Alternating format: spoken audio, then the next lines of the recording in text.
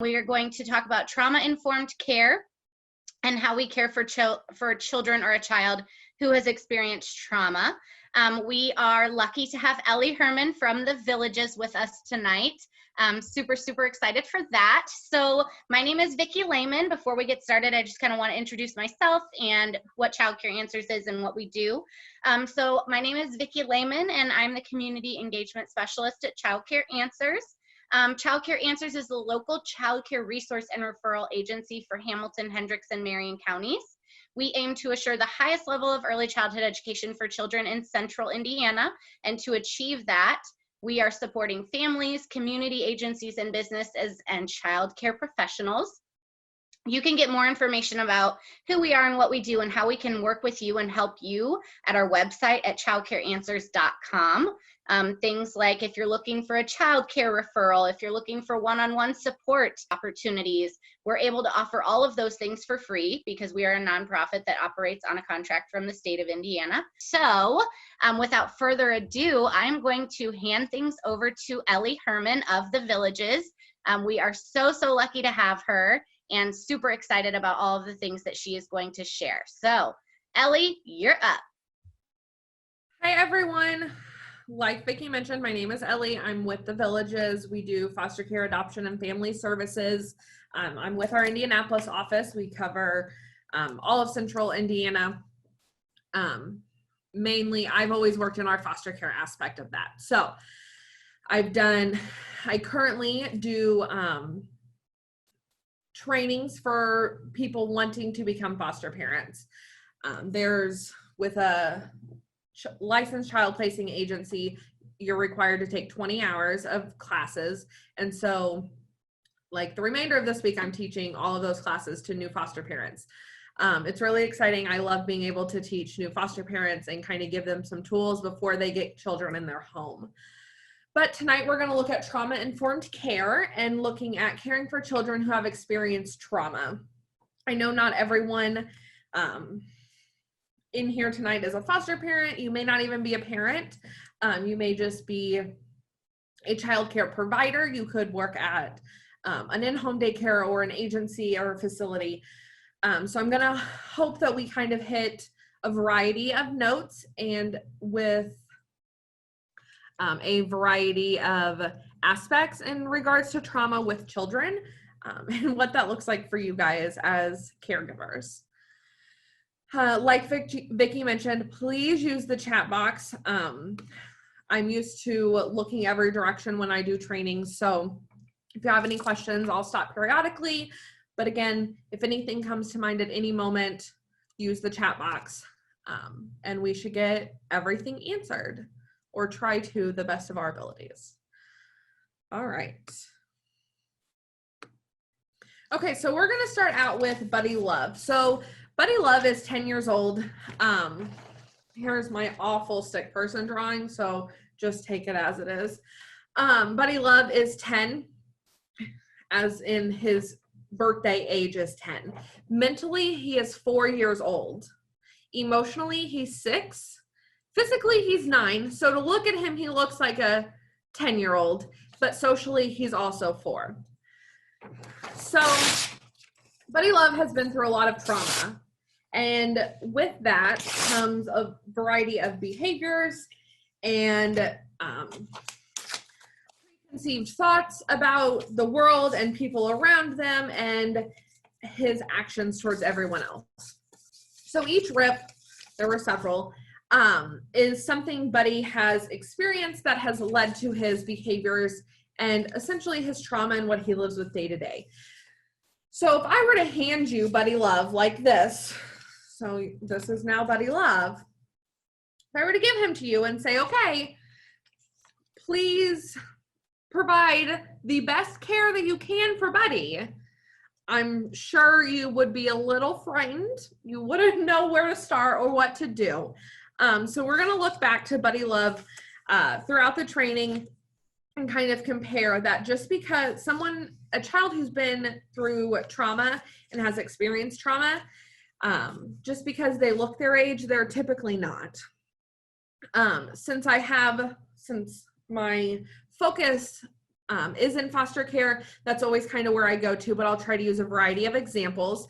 But a lot of the kids that come into foster care are not mentally or emotionally, socially, or physically the age that their birth date says that they are.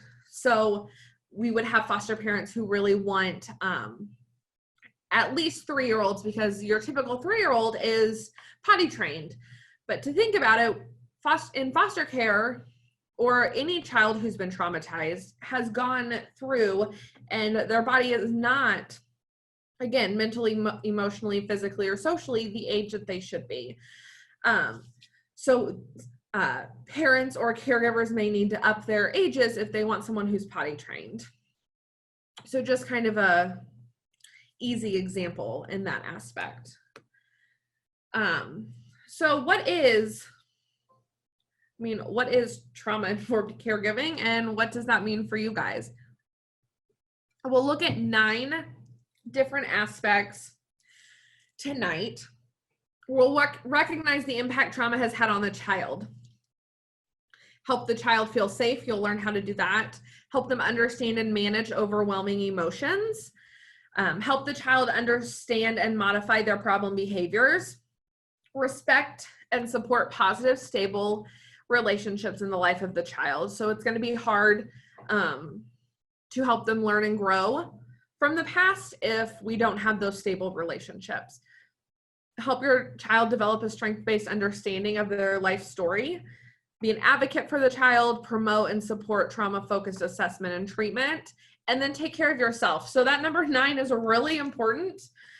You can't take care of others if you're not taking care of yourself. As many as you guys could be, like I mentioned, you guys could be parents of your own children. You could be foster parents, child care workers, aunts, uncles, relatives. So we just have a variety of ways that we want to teach the child and learn ourselves and how to help them in the best of our ability. So, I mean, what is trauma? We'll learn how to help them through this, but we need to know what it is. So trauma is considered something that threatens the life or physical integrity of the child or someone the child critically cares about or is important to them, such as a parent, grandparent, or sibling. It causes an overwhelming sense of terror, helplessness, and horror. And the body reacts to this threat automatically, and usually the child will then undergo a variety of physical aspects, such as an increased heart rate, shaking, dizziness or faintness, rapid breathing, stress hormones will be released, and then loss of control of their bladder or bowel at this time as well. So, okay, Ellie, that's trauma, but how is it different than everyday stressors? If I'm stressed every day from work, how is that any different than this? What makes it different is the impact it has, which we'll look at in a minute. The impact that sticks out to the child the most, something that is the most meaningful to the child. Just having our everyday stressors are not the same to a child. What we find a stress is something that we have learned to be stressful and kind of can manage, whereas a child, if it's threatening someone else around them and it's horrific and horrible and they don't know how to react or respond or what's going on around them, that's something that's traumatic. But one thing we also want to look at during when we were talking about traumatic experiences and moving forward in this training is being able to change the structure and wording of sentences when talking to children. This was hard for me when I first started in social work and working with kids, just because it's not how a lot of people are taught or grow up learning. And change is hard. And so changing your whole sentence structure is just as hard. It's something you really have to think before you talk. So instead of asking what's wrong with you or why do you act like that, a trauma-informed caregiver would say something along the lines of, what has happened to you? So the difference there is the first question being, what's wrong with you, is putting all of this blame on the child. The child has no, lost my words, has no fault in what has happened. They will feel guilty themselves already, but none of this is their fault. But asking what happened to them is helping you and the child get down to the root causes, what has happened to them that has caused this behavior. Their behavior, they're not just acting like this because they want to. There's a reason behind it. And so making sure that they know that this isn't their fault.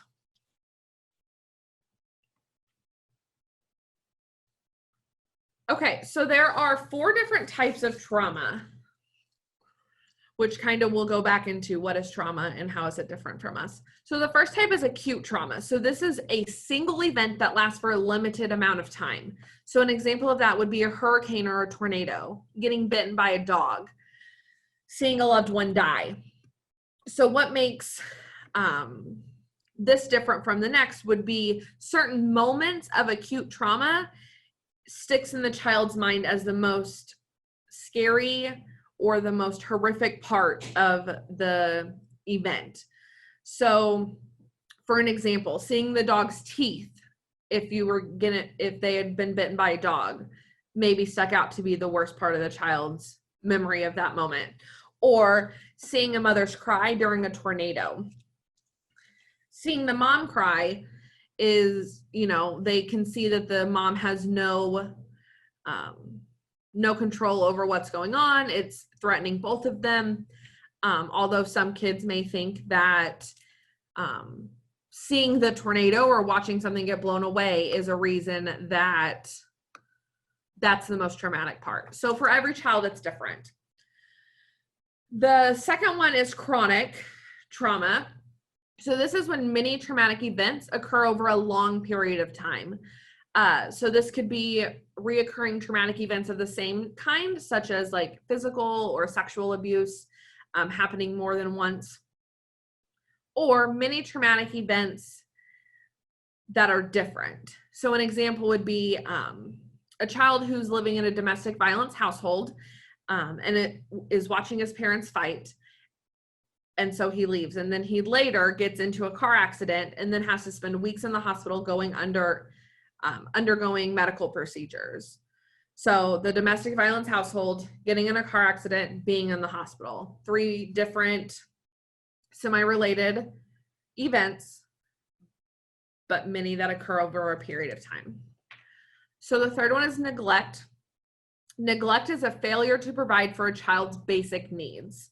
So for a child, we're focusing a lot on this training for children like 5 and under, but for a child being left alone in a crib for an extended period of time, leaving alone to suffer the pains of hunger or not being fed, staying in a wet or dirty diaper, they've eventually stopped crying from all their needs, from just exhaustion of crying and no needs being met, and their energy has to be pushed elsewhere. Usually at this time, a child will feel worthless and that they've been abandoned, but neglect would be a failure to provide for any basic needs. This would also include any medical needs. So if there's a medically fragile child or a child who needs medications around the clock or whatever the case is, then and neglecting to provide the medical care, then that would also be neglect. And the fourth one is complex trauma. So complex trauma occurs due to chronic trauma from a young age, so 5 and under. Usually this is strictly a lack of care from adults that they trust and to care for them and protect them. Complex trauma is just another vocab for that, just hitting those children 5 years of age and under. I'll go ahead and pause since that was just a lot of initial information. Does anyone have any questions or anything so far?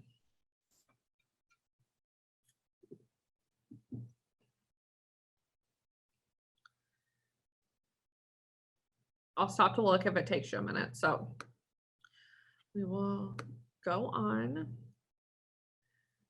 Okay, so we can use the chat.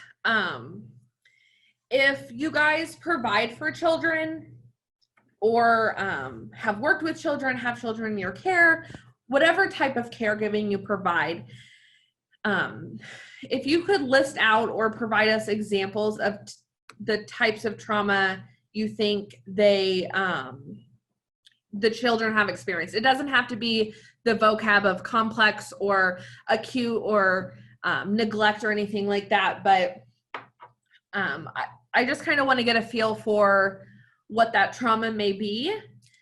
So then if we're looking at behaviors moving forward, we can kind of pinpoint some of these. And then if there is any trauma in children that you've been with, what kind of behaviors have you seen? Let's see. A good example would be, and this could be, I have seen it in a daycare setting as well. So a child who had been left to fend for themselves frequently. We would see them trying to sneak snack early or take the milk from the fridge or just kind of grab food for themselves and hide it just so they knew where food was for their next meal. Although we would have the daily schedule up with when our snacks and meals were.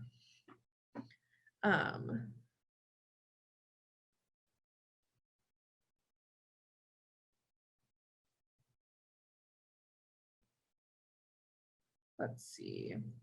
Okay, so emotional neglect. So fending for themselves, being in survival mode. That, yeah, emotional neglect can be tough, especially when you're trying to connect with the child to provide them additional needs or meet their needs, and they can't emotionally meet you there.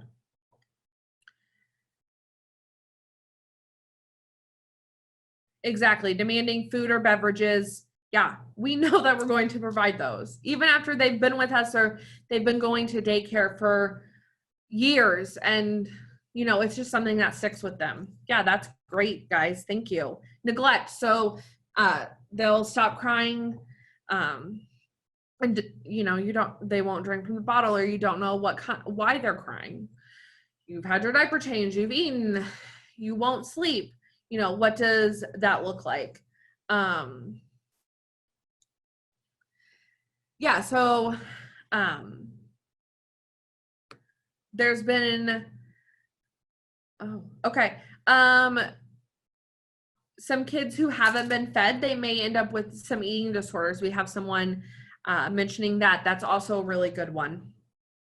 Or being put on a feeding tube, and just they could have the eating disorders or just sensory issues with food. So certain foods that have certain textures, tastes, those kinds of things. Okay, so this example from Lindsay, there's a 4-year-old in childcare, and both of her parents are in prison. Her father now has custody. Both of her parents have been in prison, sorry.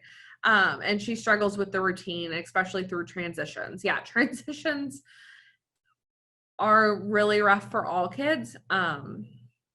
Running around, jumping off, lack of routine can also be just lack of overall control and not knowing what to do next or where to go next. Yeah, these are great, guys. Thank you. Okay, seeing explosive behaviors at night, when the doors are shut or they fear being alone. Yeah, these are great examples. Okay, good. We'll kind of use these going forward. Thank you, guys.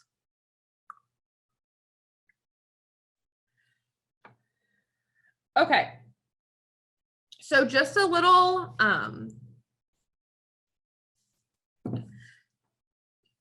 being a child with complex trauma. So again, the complex trauma was children under 5 who have experienced chronic trauma. they have overactive alarm systems, and we'll kind of talk about what an alarm system even means. Their alarm systems go haywire. So an alarm system in a child is, or an adult, which we'll mention in a little bit, is that fight, flight, or freeze response when you're in danger. So when you're constantly in danger or survival mode, fighting, trying to figure out or think about when your next meal is, or where it's coming from, or who's caring for you, your alarm system is constantly on. And so then that makes your reactions to things much more extreme than one would think, or assume that your reaction should be. So for example, you jump at loud noises. A child may feel their heart pounding when they see one child shove someone else on the playground.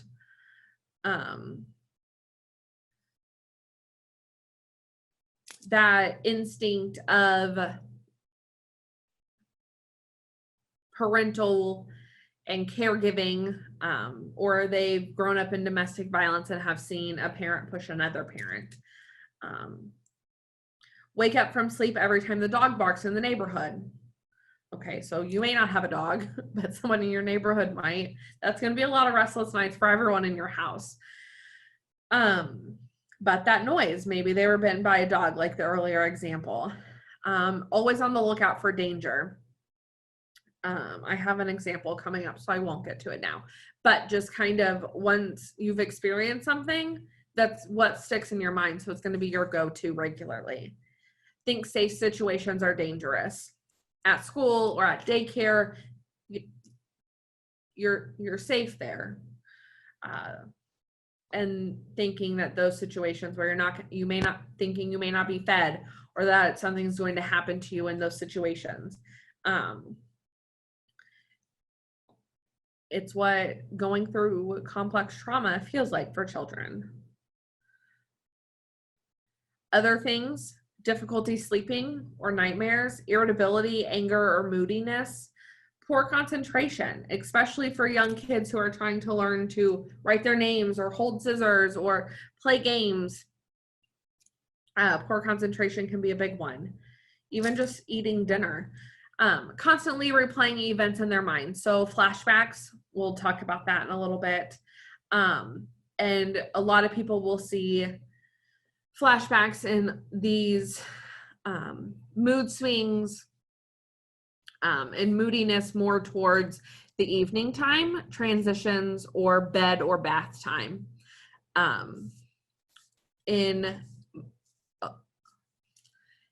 In many households, when trauma, past abuse has happened, it's usually at those times.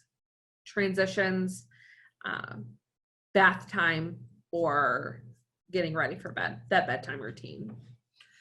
Detachment or withdrawal from others. So they don't want to attach to you, because what if you leave them or abandon them or just stop caring for them? They've been through that and they don't want to go through it again. Regressive behavior such as clingy, bedwetting, or thumb sucking. You may think, why is my 10-year-old still wetting the bed? 12, 13-year-old. It's not something that 3-year-olds do when they're potty training. 4 or 5-year-olds. It's their regressive behaviors. It's what's happened due to their trauma.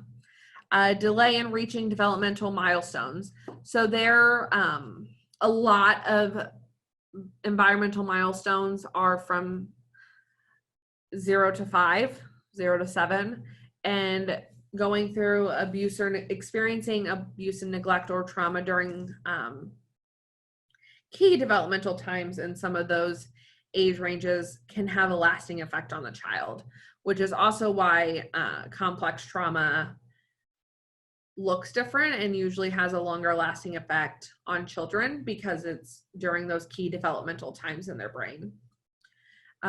Difficulty transitioning from one activity to another, we just kind of mentioned that. And then fighting with peers or adults. Maybe that's the only way they've seen adults communicate, is by a fighting action or behavior. And so that's the only way they know how to as well. again, guys, if you guys have any questions, just let me know in the chat. We'll also stop at the end. Okay, so with some of that complex trauma, there are different traumatic stress reactions. So stress reactions are just that. They're stress reactions to their trauma. The three main ones are hyperarousal. The child is jumpy, nervous, or quick to startle. So that could be you're eating dinner and a dog barks outside and the child jumps.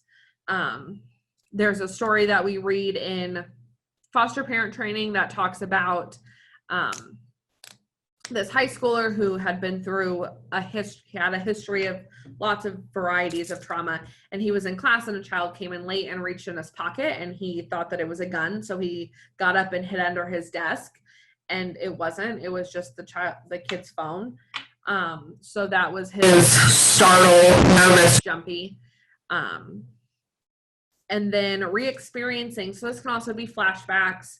Re-experiencing means that images, sensations, or memories of the traumatic event just keep coming uncontrollably into the child's mind.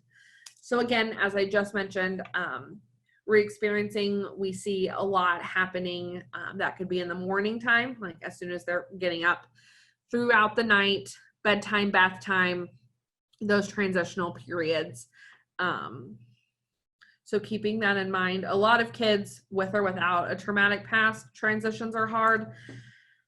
So just because someone is acting out at transitions does not mean that they have a history of trauma, but knowing that some of those key points, again, bedtime, bath time, those sensations or memories keep coming. Avoidance and withdrawal. So the child may feel numb or frozen. They may even shut down or separate from that normal, like their normal or day-to-day life. They may pull away from friends or activities, and even those, again, toys or friends that they used to really enjoy. So just keep an eye out for that. If they're trying to step away and withdraw from that, some of that could be, again, reminders of past trauma. They could relate that to when re-experiencing happens, and so they may want to try to avoid that as well.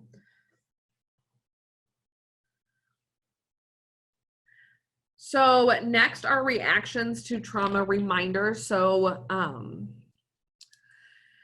when they're faced with a trauma reminder, how they may react to that. So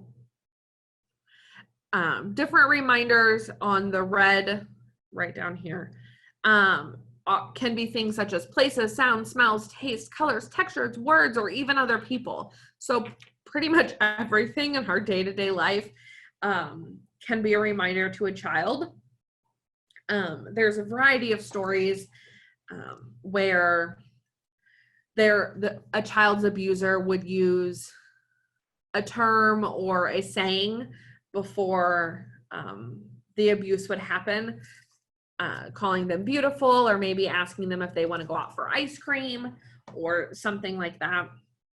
And so even those simple of words that we think nothing of could be the reason a child starts throwing a fit and a tantrum and tries to withdraw and run away, and they're re-experiencing that trauma. I'm not saying you can't use any kind of word or language or phrase with the children that you're around. However, just kind of keep that in mind, that it may have absolutely nothing to do with you. Re-experiencing the trauma, again, feeling unpleasant emotions or sensations that happen during the traumatic event, or even react as if they were back inside it. Withdrawing from ordinary activities to avoid being confronted. So maybe playing with cars was something that the child used to do a lot with their abuser, and then obviously the abuser turned into the abuser, and so now they're not going to play with cars at all. Just keeping those things in mind. Dissociate. So this means that the child disconnects from present surroundings and appears to withdraw internally or even completely space out. This would be different than like having a flashback and just like thinking about it or re-experiencing. But dissociate could even mean just thinking that you're not who you are when something is happening, just to avoid.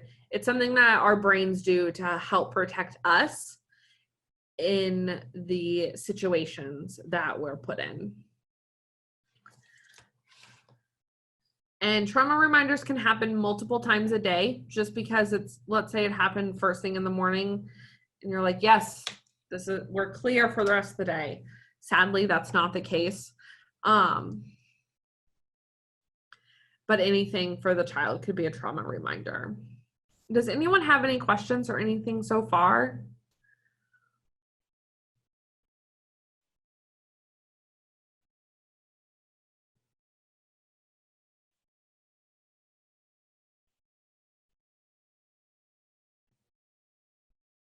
Okay. Again, feel free to use it. Or if you have questions you want to address at the end, so I can start thinking about them. Okay. So next we'll kind of talk about fight, flight, or freeze. So fight or flight is something that a lot of people use regularly. Freeze is something that happens. It's always the first response. You may not ever realize it if you're ever in a fight or flight situation, but freeze is what your brain does immediately to decide if you're going to fight or flight. You freeze first. Now, you can choose to then freeze and not fight or flight, but freezing still happens, whether you think about it or realize it or not. So next is your fight. So this is choosing to stay and tackle the issue at hand, or flight is running or getting away from it as fast as you can. So for an example, you're going on a walk. Right now, they're super popular out in the woods or anywhere you can get out of the house from. You're going on a walk in a wooded area that you go to frequently. And for the first time you see a snake. So you freeze, you decide I'm gonna run, so I'm gonna flight and book it out of there. For me, it's gonna take a few days before I decide to even go on a walk, maybe even longer to even go back to that wooded area. But once I decide to go back to that wooded area, even if it's just later that day or tomorrow, I'm going to be on constant alert to seeing a snake, because although I'd never seen one before that time, I've now seen one, and that's what my brain is going to. So I may think I see a snake, and upon freezing, realize that it's just a tree branch or roots in the ground, and it's not actually a snake. So that is a small example of what children who have experienced trauma or reoccurring and chronic trauma kind of go through. Their brains are always in fight or flight mode, even if it's just getting ready for bed or helping choose dinner. If you're going to ask them a question, they may automatically be defensive, and that could be that fight. That's what they're used to. It's what their body alarm is constantly on.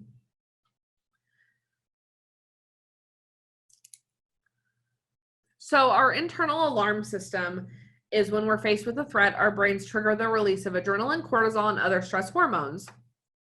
So again, these chemicals activate our systems to respond by fighting, flighting, or freezing. And when they're always on, we are constantly pumping out stress hormones and thinking of very small stressors or things that shouldn't even be stressors or traumatic or anything as traumatic, and always deciding to fight, flight, or freeze in those instances. And then however, it may also turn into our brains, if they're constantly on, turning into thinking of nothing as stressors because they're not hitting their full potential. It is dangerous for children's internal alarm systems to always be on high alert and constantly releasing a variety of stress hormones. So those who have been exposed to trauma and chronic trauma will kind of get stuck in these. It'll be difficult to do the following. So their brains, again, get stuck in that fight, flight, or freeze mode. It'll be very hard for them to listen, to think, to be rational, to learn, or to even plan for the future.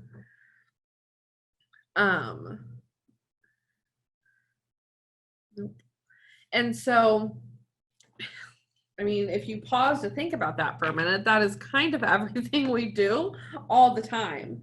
Listening to others. If that's something that a child struggles with, that's a big deal. They can't learn like that. So then there's the second from the bottom, learning. And then thinking, so being able to think for themselves or think about their next actions that they're going to, what they're going to do next, their next step is not going to be something, they may walk by a child and just hit them because they're just standing there. They had no one provoked them. No one did anything. But in their mind, the child just standing there, I'm gonna hit them.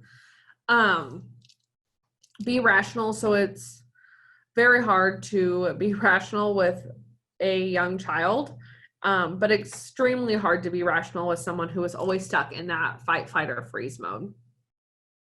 Again, it's hard for them to learn. If they can't listen and they don't have a clear mind, then that makes a lot of things difficult. And plan for the future. So they're gonna walk up and hit someone for zero reason. They're not going to understand why that was bad. They're not going to, they then won't be able to plan for or think about the consequences that have come with that. If they don't understand why it's bad, they don't know why they did it, they can't plan that they would be in trouble afterwards because none of that makes sense. Is everyone still with me? Okay. Good.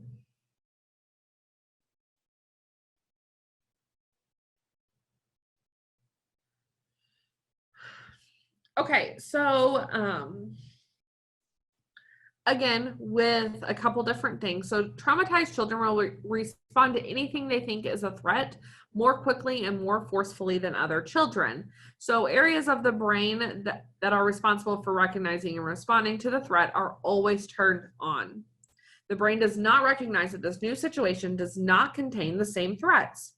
So although me walking through the woods and seeing a snake versus stick is a very mild example, if my brain is turned on when I'm walking through the woods because I saw the snake the last time, it does not realize at first that the stick that I see or the root of the tree that I see is not a snake.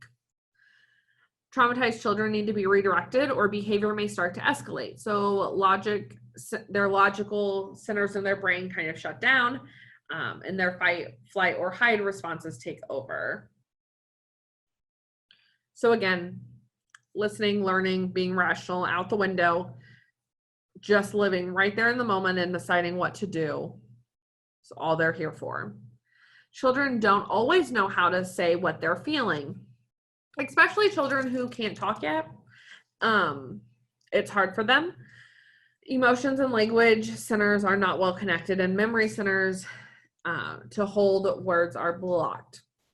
So emotion and language kind of goes out the door. It's hard for them. And we'll talk about that in a little bit about emotions and how do you even teach emotions to a child and what that looks like and how you guys can do that. And then their memory, not remembering that last time they walked by and hit a child, they got in trouble. So how can I remember this time?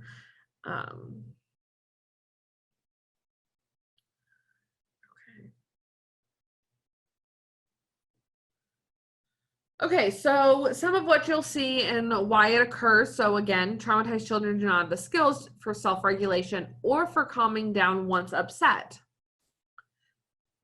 Parts of the brain that keep us alert stay turned on, but the parts of the brain that are used for self-regulation and calming have not grown with the child. So this is something based on when they've experienced trauma, may not have grown yet.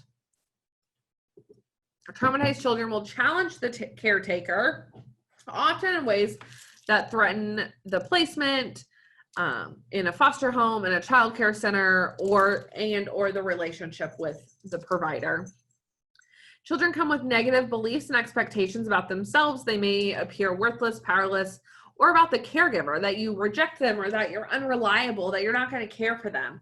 But this is the only experience they have with caretakers. Children often reenact or recreate old relationships with new people. To do this, they do this to get the same reactions with other adults because these lead to familiar reactions that they know. So if they're used to an adult not caring for them, not providing them love or what they need, they're going to act the same way they did previously, because someone showing them love is not something that they're used to.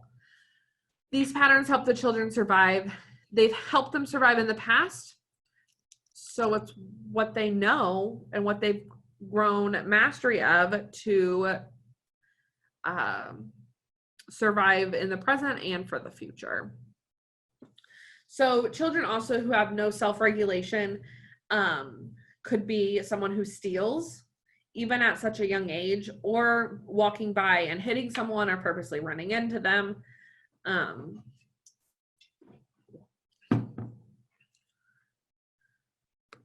feel like those two are very common ones that are seen in like day-to-day passings.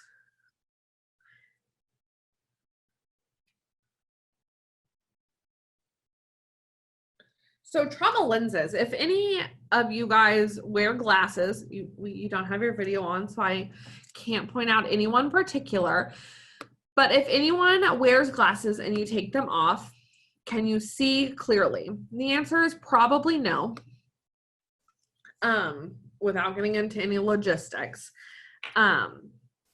You couldn't be able to see well if you weren't wearing your glasses. So wearing glasses gives the person a new perspective or outlook or a clear view. So if I just went to the eye doctor and they said I needed glasses, and whenever I got my glasses put on, I was like, wow, that's really clear and bright, and I can't believe I've been missing out on all of this for so long. So that's kind of what we do to educate caregivers and providers, people on trauma-informed caregiving and caring for children.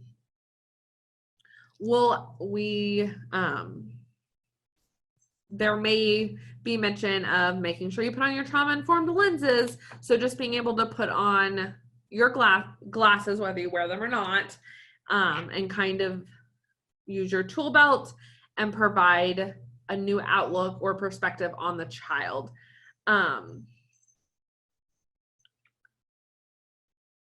So a couple survival strategies that some children that may come in with, that they adapt to their strategies and how they've known this based on how they've survived. Usually their new strategies are not well known by others, and they're not understood, especially to those exposed to any type but complex trauma. Adults can be frustrated by how children act without understanding or even knowing their past. So when adults put on trauma lenses, we are looking at their behaviors and actions from a different perspective. So kind of like changing how you're going to talk to the child. Instead of what's wrong with you, why do you act that way, asking what happened to them. That change of language would be putting on your trauma-informed glasses. So with trauma-informed glasses off, so not having your lenses on, a child with behavior issues may seem manipulative, they may seem lazy, resistant, unmotivated, disrespectful, attention-seeking. I'm sure the list can go on and on. But with your glasses on, things such as manipulation, they know what got their needs met in the past. So they're still going to do that, to do whatever is necessary to survive, such as letting them graze, eat all day long because they may not know when their next meal is. That's how they're surviving, is by eating, except you know when their next meal is. But we're going to look at what happened to them in the past to figure out how to change their manipulative behaviors. Lazy, they could be overwhelmed. There's a lot happening, a lot going on, a lot they may need to do, or that you're saying they could be lacking those skills to make decisions about what to do first or what to organize. They could be just overwhelmed and with everything going on. Resistant, so mistrust of others due to a history of being hurt by others, scared to make progress and then lose everything. So they may not want to build that relationship with you. They may be scared of losing that relationship, and having that support there and then just being gone. Unmotivated, could be depressed or fearful, overwhelmed, or frozen. Unmotivated and lazy, some people use those interchangeably when they don't have to be. Disrespectful, feeling threatened, unsafe, or out of control. Kids like to have control over things, and those who have been violated or experienced trauma in the past have control over nothing. And so they want to be able to feel like they can be in control. And then attention seeking, so feeling disconnected, alone, or unheard by others. They're looking for that connection, that relationship. Whether that's with an adult, another child, a toy, whatever. They could be attention seeking when you are on the phone, because you're on the phone and not looking at them or paying attention to them. When you're cooking dinner or doing any other day-to-day activities. Are there any questions, comments, anything so far?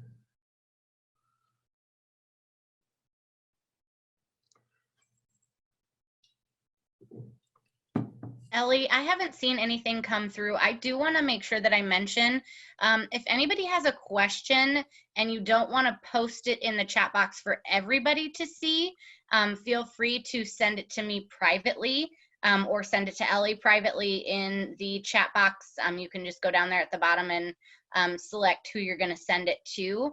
And then that way you can remain anonymous if you would like to. So if you have questions and you don't want to just post them out there for everybody to see, you can always just send them to me and then I'll ask them. Yeah. Okay. All right.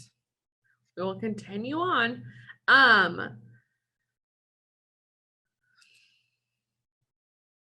There we go. Okay, so next we will look at our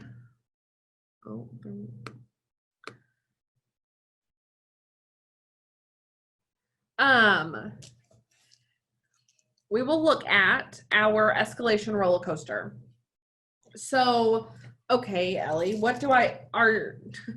yeah, there's a lot of behaviors and a lot of things that happen, but how can I stop those behaviors, or what can I do next? There's this nice roller coaster, and there's kind of a point, you can pinpoint a couple different things on the roller coaster. So our first thing is number one is calm. You're just going on your day-to-day activity. The child is fine until they come across a trigger, regardless of what that is. It could be any type of trigger. And then they start to get agitated. So usually the trigger is some kind of conflict or issue, but it also could just be a flashback or a re-experience moment.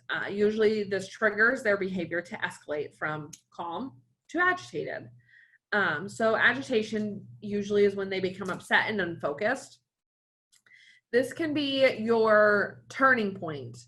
based on how long you've known the child, how well your relationship is, and how well you work with them, and being able to de-escalate a child, you could de-escalate them back down to calm in this moment. Once agitation continues and kind of goes up our big hill in acceleration, there's no turning back. You must ride the rest of the roller coaster. So this is when the conflict is unresolved and focuses only on the conflict. So if they were, this could be at a transitional period in a center, and not, you're going from coloring and arts and crafts to floor play with building blocks and other things, and they don't want to stop what they're doing. So unless during the agitation period, you're going to let them continue coloring and let everyone else move to different tasks, then, and they could go back down to calm, but if you make them move, that acceleration is going to continue. So they're focusing on it. They may only talk about it. They may be stomping and very angry and upset.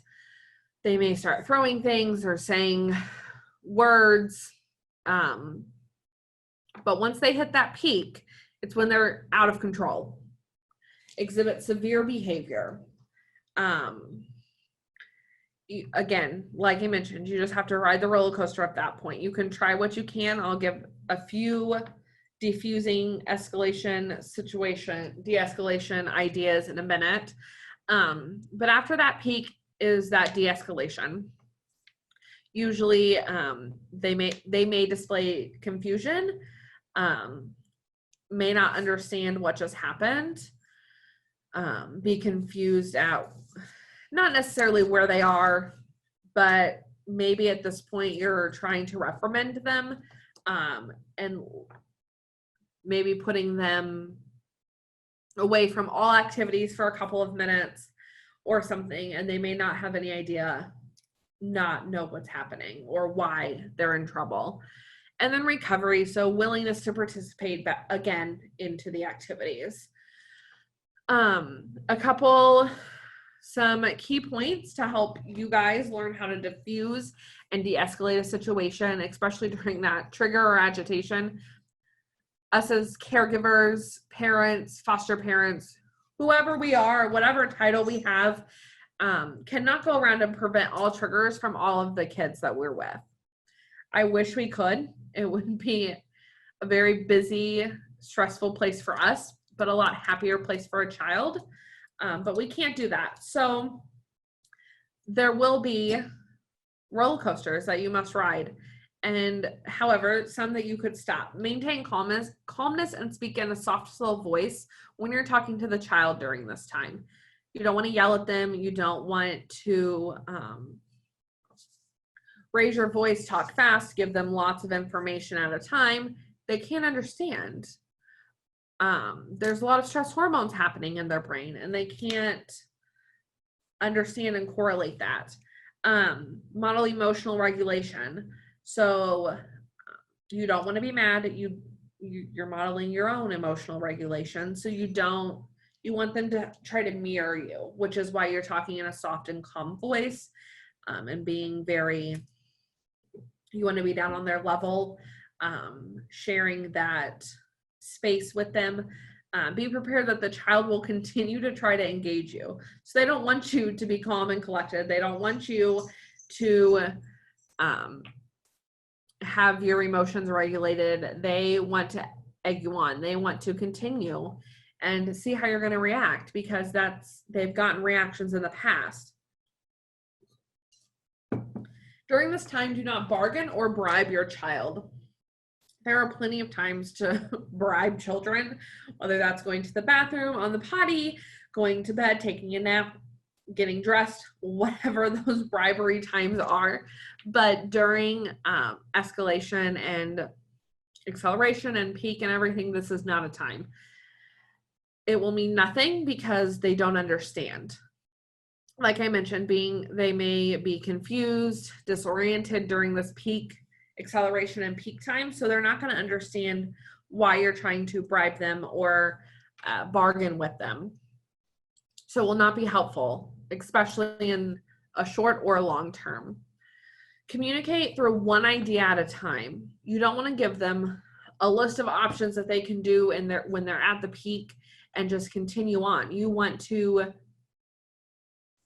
kind of just talk it through them. If you just need to let them sit there and scream and yell at you for a second, if you feel like that's positive for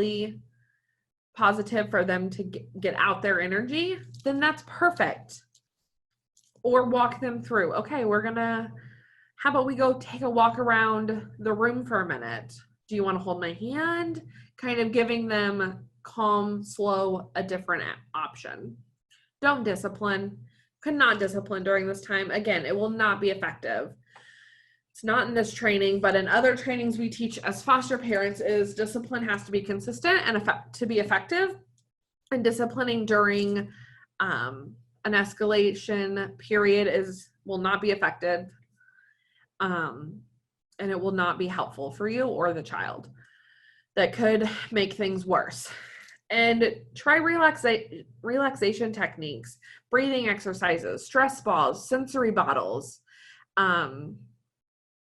Some classrooms or even daycare rooms may have like a soft reading area, like a calm, collected reading area. That could be a little quiet area. You wouldn't want to refer to it as timeout, because if this happened because of a trigger, they're not in trouble.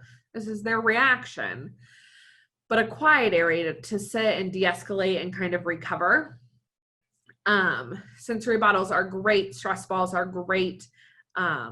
Some people may mention like paper, so just letting them rip up paper. We'll talk about that in a little bit, I believe. Or breathing exercises. They can be helpful for adults or for children, especially based on the age. You're not going to try and teach breathing exercises to like a 1 or 2 or even 3-year-old. Will not be helpful. You may not get anywhere, but it's not to say you can't try to get them to do it with you regularly. And then as they get older, they'll learn from that. Again, modeling emotional regulation. Okay, I hope that during their escalation roller coaster was helpful. Again, let me know if you guys have any questions. So our next thing would be environmental modifications. So these are modifications that as a caregiver, as a parent, as a foster parent, a relative, a provider of any sort does to help the child achieve optimal success and help avoid problems. We want to promote our children's learning and growth and self-control. Environmental modifications can be very easy to help prevent so many problems. So we'll kind of go through some of these. If anyone has any other ones to add, let us know, or any examples for any of these, let us know. So we want to teach children that they can do things by themselves by setting up their environment for success. So the first one, giving your child a sense of control. Something we'll talk about in a minute is things such as a snack or what to wear. You may not let them have free range of the entire fridge or pantry for a snack, or their entire closet or dresser for clothes. But if you pick out, okay, you can have these pretzels, this apple, or this orange for snack, which one do you choose? You have ultimately picked their options, but then they get to control which option they choose.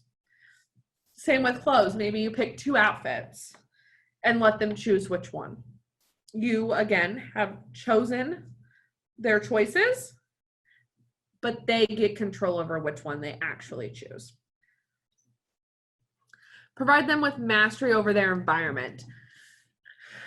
Again, we want them to be successful any way that we can. They've not been successful in the past due to so many cards that have been dealt to them. And so we want to help set them up for success. This is This can be important in childcare facilities, in homes, wherever children are. Environmental modifications are needed. I feel like they're most frequently thought of like firsthand off the bat, like in childcare centers or at a daycare, in home or at a facility. Sorry for the background noise. My cat will not leave this box alone. And so you want to provide them with everything that they can do. So some of these examples, I can remember being key whenever I was at a daycare versus in a home. It was easier to think about there. We don't want to wait for problems to develop. So my first thing always, and this will go with a little bit later, defining what areas are used for certain activities and where things should be put away, is paint or Play-Doh. You don't leave paint and Play-Doh on the bottom of their bookshelf in their bedroom or on the bottom shelf in a daycare center that they always have access to. Those are not items you put there. Things you put there are books, are soft objects, toys, Barbies, babies, stuffed animals, are building blocks even. They are anything that's not messy that they always have access to. You can't be mad if you do leave paint or Play-Doh on that bottom shelf. You can't be upset if that's what they always choose when you say, go play in your room while I finish dinner, or go have free play while we get lunch or snack together. That can't be something, that can't be a problem that develops that you get upset about. Again, we want to master their environment. So think about fixed potential problem areas in advance and set them up for success. So another thing would be like a stool in front of a sink. It's hard if you expect your children to wash their hands by themselves after using the restroom or before eating if they can't reach the sink. We don't want, that is not helpful for children or for ourselves. Traumatized children might have developmental lag in some areas and need modifications that may seem appropriate for a different age group. You may have a child in a 3 or 4-year-old classroom or coming into your home that may not know how to use eating utensils or even a plate. That has never been something that is,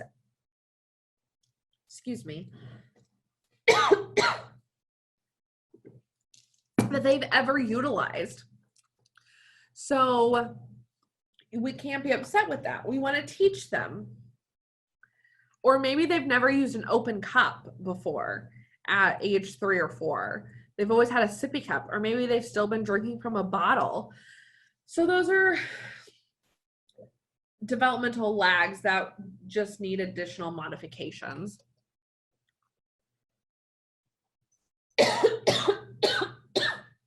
Excuse me. Haven't done a training in a little bit. Establish a place where things should be put away.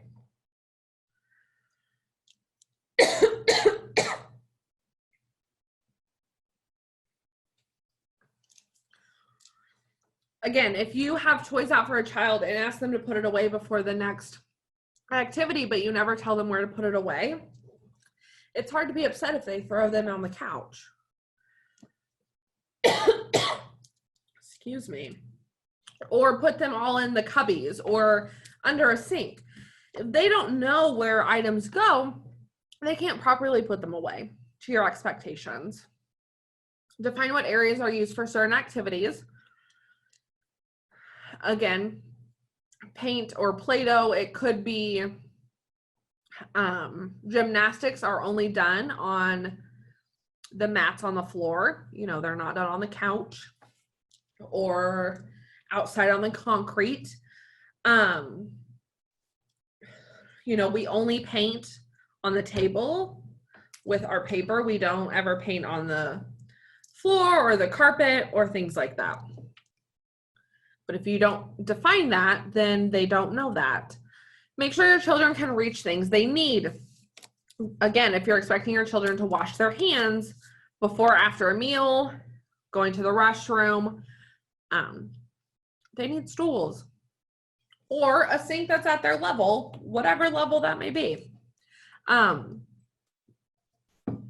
then lock up valuables and dangerous items like poisons, sharp tools, prescription drugs, and make sure you hide the key. A lot of those could be considered for older children, but some young children can get into those things just as easily. So whenever I was at a center, the teachers had their own teaching area in the back of the classroom that had a locked door. So that's where we kept our lunches and purses and everything like that. Future activities that the kids didn't need to get into, anything like that. Our cleaning supplies were back there. It was always locked.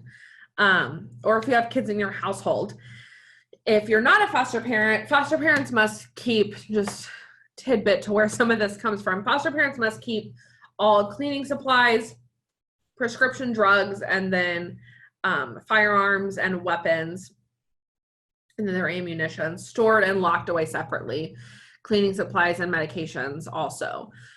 So, we don't want to get a phone call that a child accidentally drank the floor cleaner from the bottom of the sink because it wasn't locked. We can't get that. We'll be upset for a variety of reasons, but if they had access to it, we're going to question that. Again, that would not be the child's fault. We're going to question why they had access to that. Okay, are there any comments, questions about environmental modifications, maybe things you guys do at a childcare facility or as a caregiver in your home with children of your own or foster kids that were helpful, or things you learned to do that you didn't think about? Anything like that?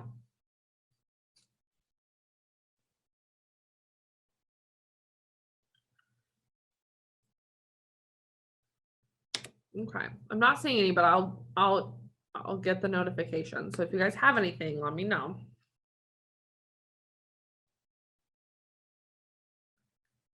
Okay. Next is teaching young children about their emotions. How can we ask children to manage their emotions and act appropriately if we don't teach them how to do so? So we want to talk about feelings and how to cope. Books, movies, songs, there's so many. Whenever I was getting everything together, I was like, oh, I'll provide some examples of each, and I just decided not to because there were so many, and there's some really good ones out there, some really common, well-known, and some not. So those are great resources. Sharing your own feelings. When talking about feelings and how to cope, sharing your own feelings can be really successful, especially regularly. I know from working with younger children a lot that I find myself, even when I'm not with children, just talking out loud and being like, okay, well, we're going to do this next. Oh, I just spilled milk. I'm really upset. Like, just providing that commentary. You're angry because you just spilled the milk, or I'm sad because you threw a toy and hurt a friend. Just, again, sharing your own feelings can be helpful. Children need to know that adults have feelings too.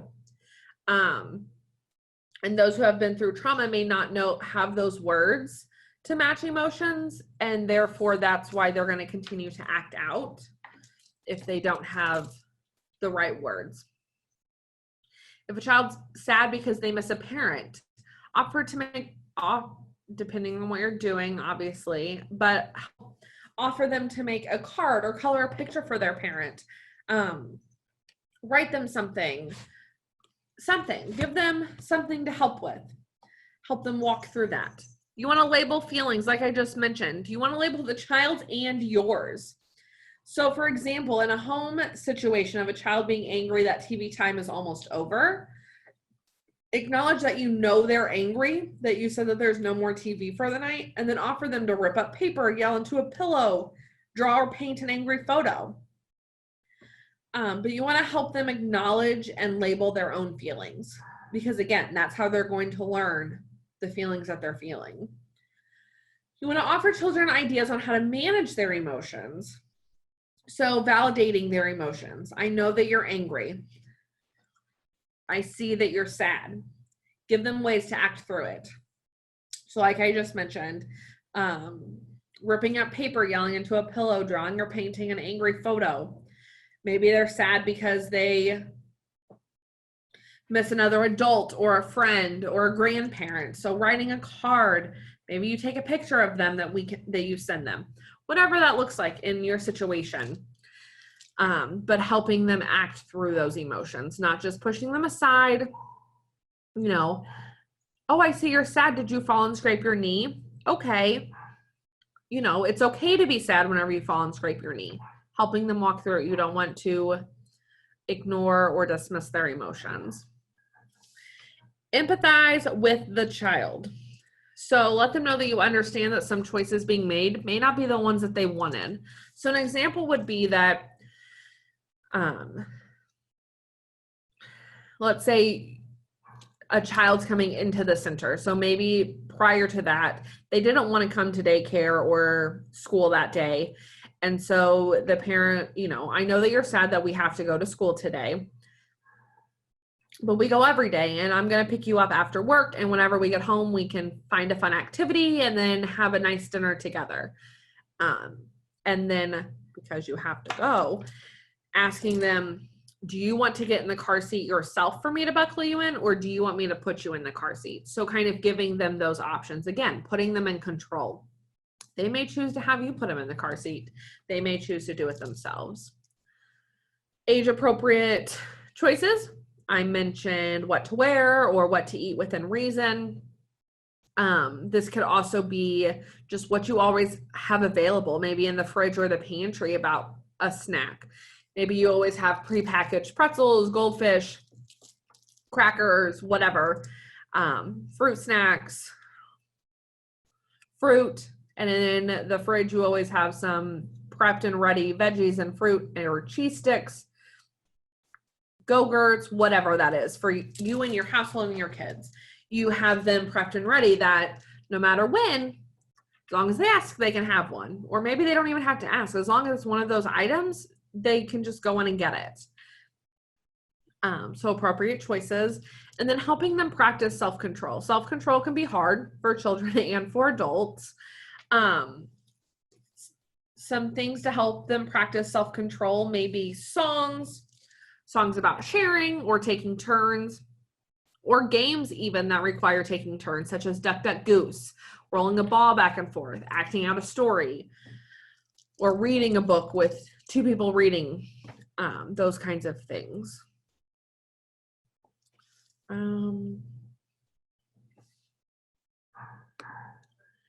And then helping a child cope after trauma.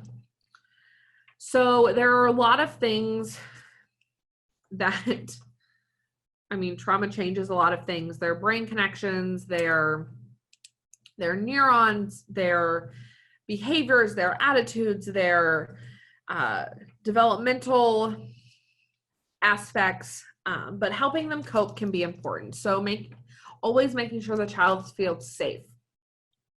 They may benefit from your touch, especially depending on their history.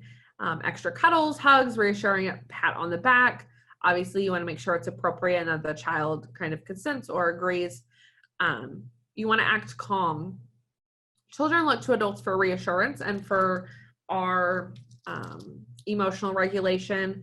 And so we want to always be aware of the tone of our voice, the way we're saying things, even just our attitude or our actions.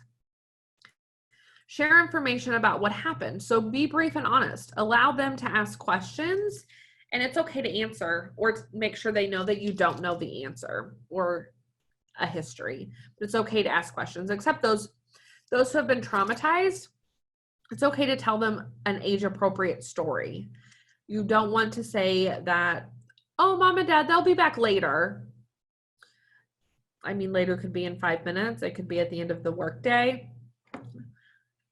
but just letting them know, maybe they're in prison, letting them know that they went away and have homework and things that they need to do. And it's for them to be a better parent to the child. But for now, you're safe where you are, and kind of going from there. You always want to be open and honest. Pick good times to talk. Look for natural openings to have a discussion. Realize that questions may persist. So children may need to digest information on their own timetable, and questions might come out of absolutely nowhere. In one of our trainings, it focuses around like sexual abuse, and it's a hard type of abuse. And we talk a lot about what to do when they disclose and how to handle it. But we always try to ask the participants, what would you do if a child starts to disclose that information to you in the middle of a grocery store? That could be where they feel the most comfortable and open with you. And that's where they're going to start. Maybe that's where they're going to start that conversation. Children are great at picking the worst times for everything, whether they've been traumatized or not. So just kind of thinking about those hard moments when that may happen and what may you do. Encourage family discussions. When families can talk and feel sad together, it's more likely that kids will share their feelings. So you want them to be able to share and trust and come to you. Listen well. It's important to understand how the child views the situation and what is confusing or troubling to him or her. So they've been through trauma. We need to listen well to see where the child may be stuck. In traumatic play, we talk a lot about when a child is on one specific moment of the incident, what that may look like, or once they've moved past it and have kind of coped with that. And so seeing what may be the most confusing for the child. Earlier I mentioned how the cry of the mother during a tornado may be the most terrifying. I don't think that would be the first moment that would come to people's minds when they think about being in a tornado and that being scary for a child. So us listening and putting on our trauma lenses and looking at it differently kind of changes that to see why that was the most troubling part of the incident and what can we do to help them cope with that. Acknowledge how the child is feeling. Simply confirm what you're hearing. Yes, I can see that you're worried. I see that you're sad. Again, acknowledging and recognizing feelings, labeling them. Understand that children cope in different ways. So let your child know that it's normal to experience anger, guilt, sadness, and express things in different ways. A person may feel sad, but they may present themselves as angry. Another one may feel sad and they're going to cry. Every child is different in how they handle their emotions. And help children relax with breathing exercises. Deep belly breaths can help children calm down more.